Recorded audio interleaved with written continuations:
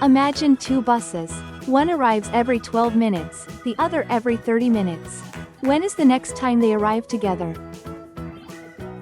The easiest and fastest method for this is prime factorization. The LCM is the smallest non-zero number that is a multiple of all numbers involved. First, we find the prime factors for both numbers. Next, identify all primes, whether they are common or not. Finally, we select the highest power of each prime and multiply them.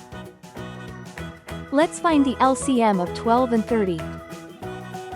The prime factors of 12 are 2 squared times 3.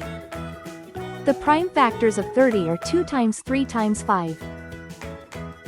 For LCM, we choose the highest power of all unique prime factors, 2, 3, and 5.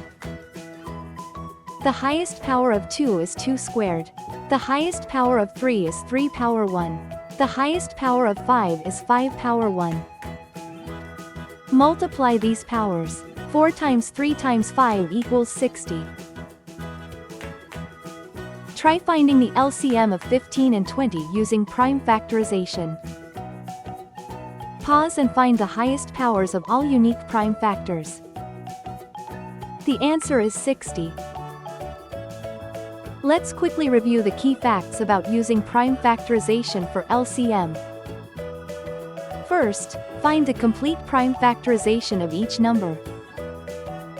Select all unique prime factors, choosing the one with the highest exponent.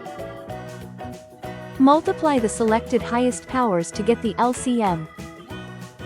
This method is fast and efficient for finding the least common multiple.